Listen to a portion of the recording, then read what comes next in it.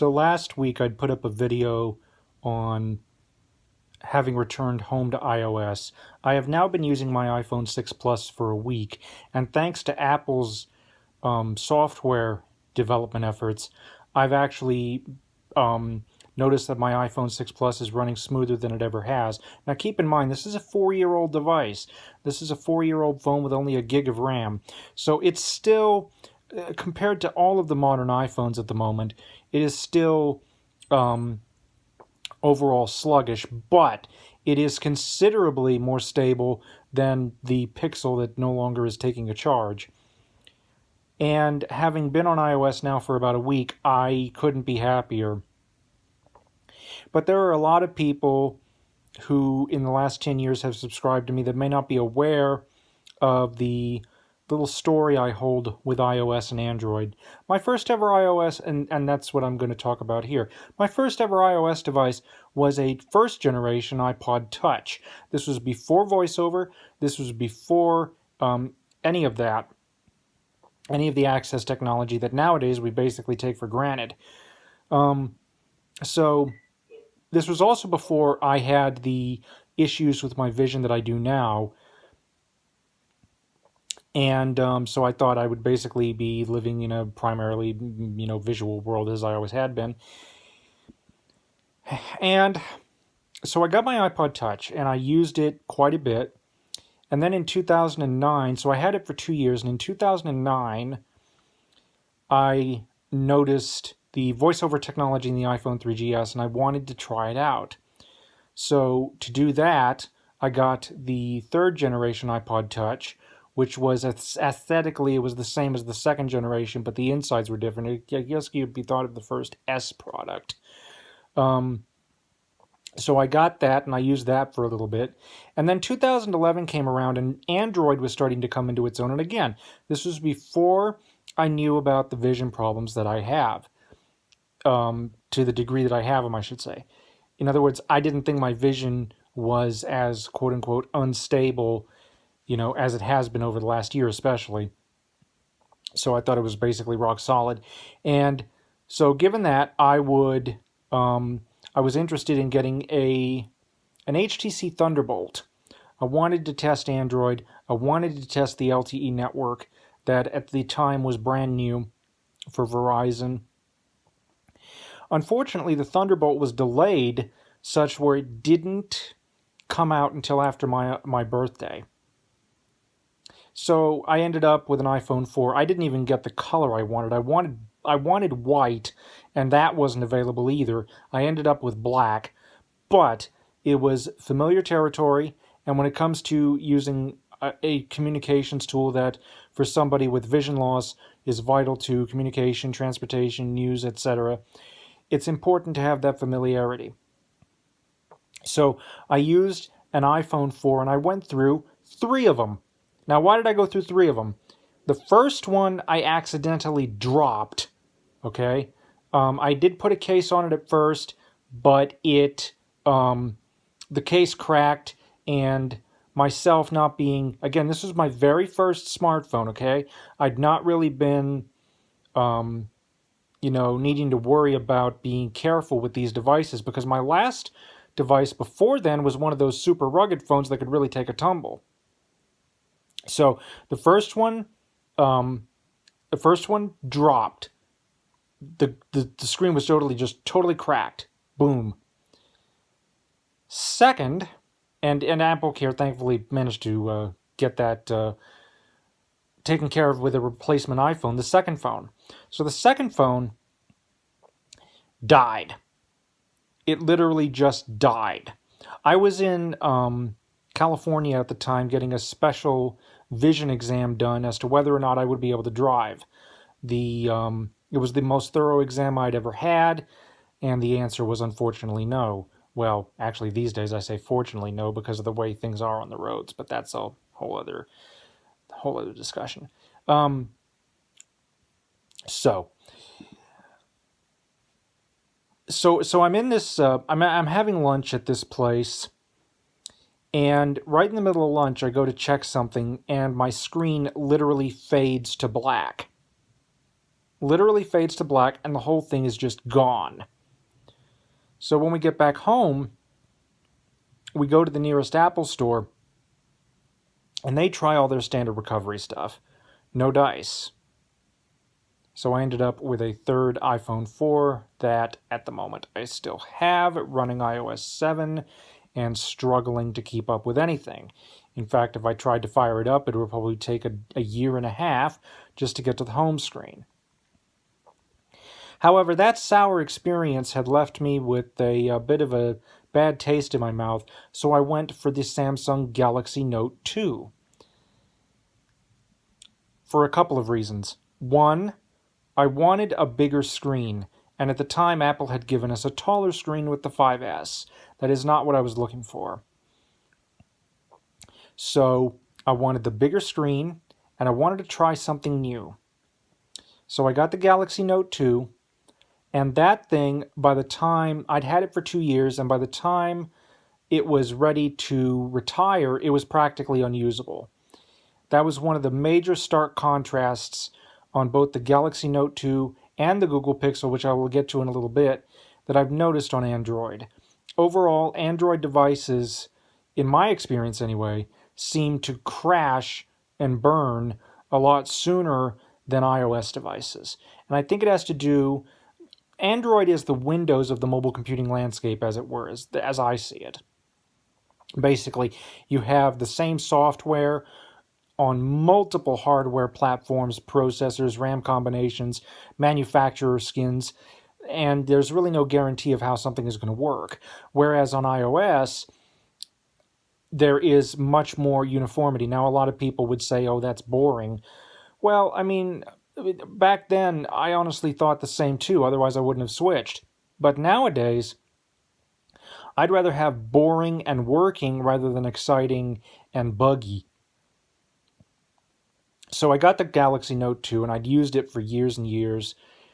Well, 2 years. And like I said, by the time I'd gotten rid of it, it was unusable. The thing was very slippery. I never thought to get a case for that one, and it hit the ground more times than I can count. But the biggest part was the fact that Samsung software overall was just really, really, ugh, it was bad. So by the time the Galaxy Note 2 was about ready to give up the ghost, there were times when I literally could not answer calls. It would keep ringing and ringing and ringing, and I never got the chance to actually answer the phone. It was that bad. So that is where the iPhone 6 Plus comes in that I am on right now. And I genuinely felt when I got back to iOS. Now, a lot of people would think, oh my gosh, I'm an Apple fanboy. Again, you need to understand something. I would much rather have something that works and has a much higher guaranteed rate of working rather than something that is, I don't know if I want to say an experiment, but I don't know. I mean, the reason I switched over to the Google Pixel after 2 years with the iPhone 6 Plus had to do with a very serious problem with the battery and the fact that the device was out of warranty. And so I get the Google Pixel and I use it for a while, and then I find out about the cataract getting really bad. I have my surgery, and it really, really started to make me rethink everything.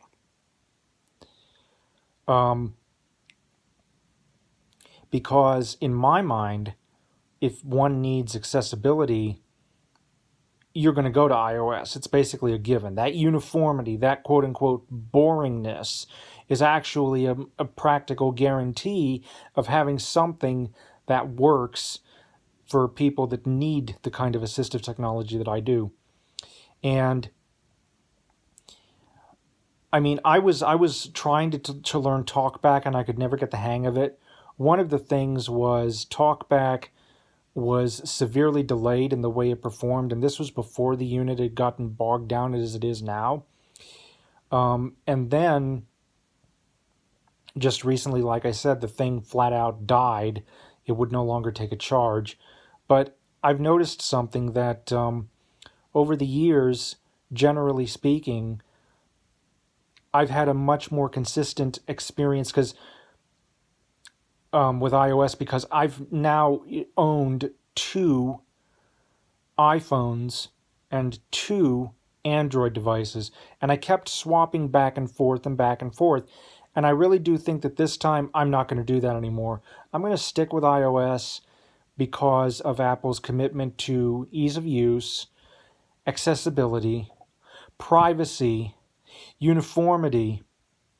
The really cool thing is that once you know how to use one of them, you know how to use all of them. And that's important when you want something to blend into the background and allow you to accomplish the tasks that you need to accomplish rather than having to worry about the control interface of anything.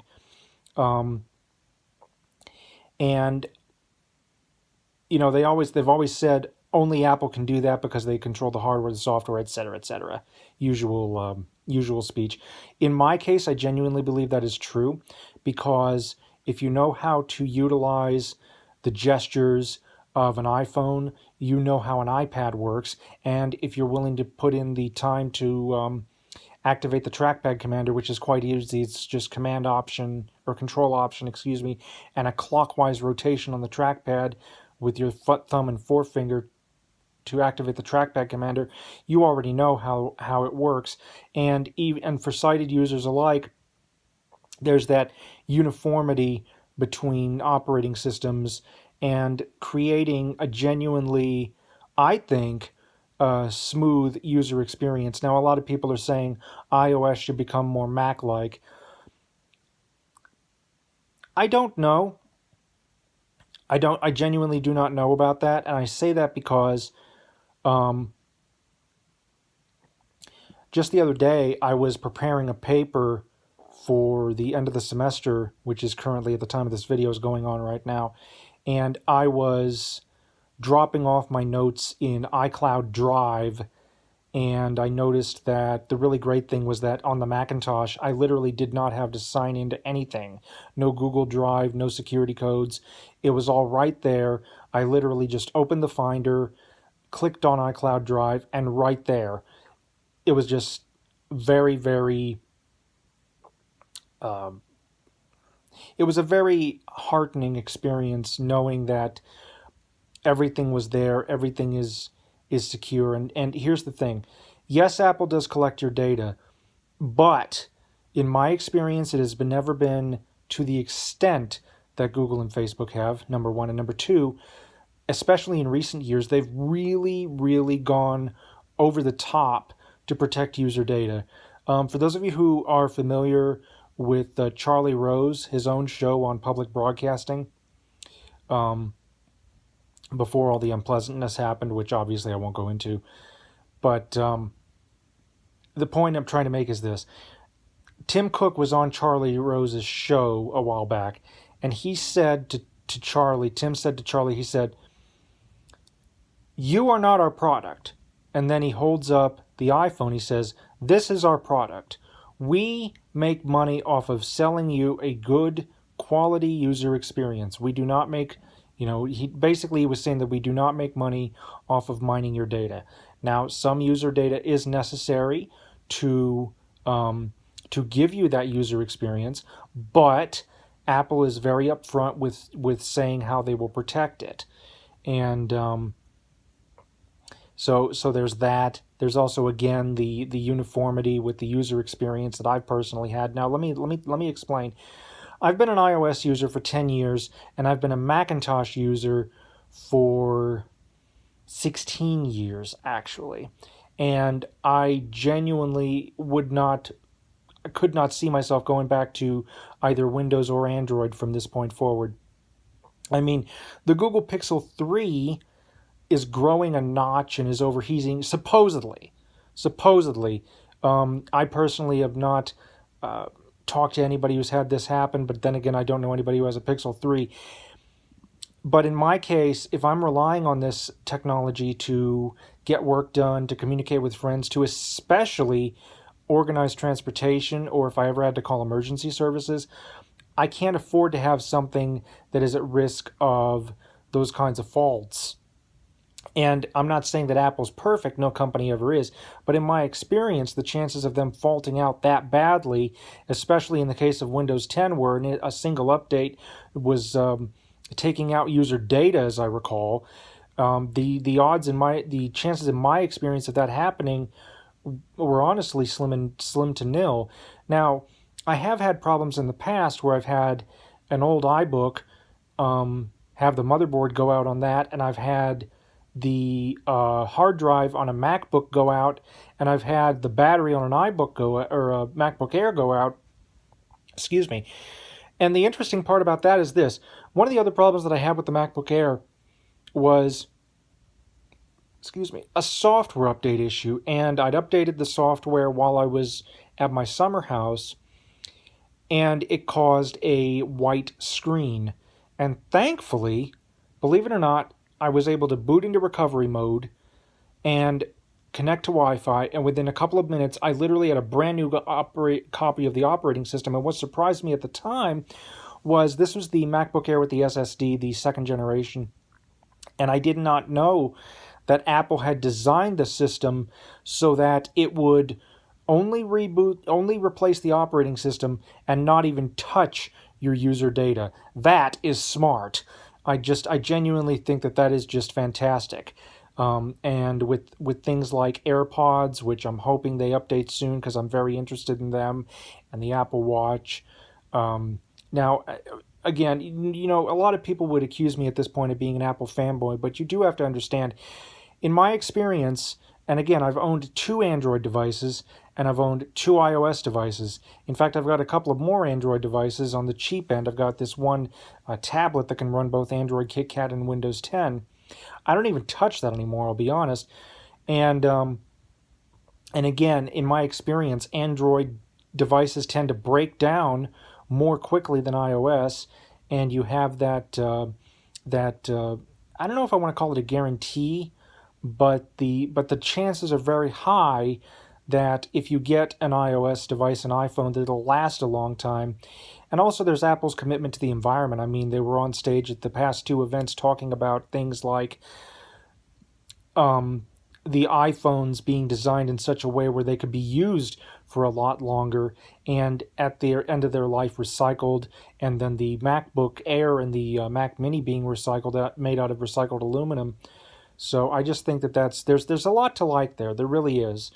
So that's basically my history with iOS and Android in a nutshell. There's obviously more to it, but I don't want to run my mouth for 5,000 years, or I should say 10,000 if you want to think about the Cave of Wonders.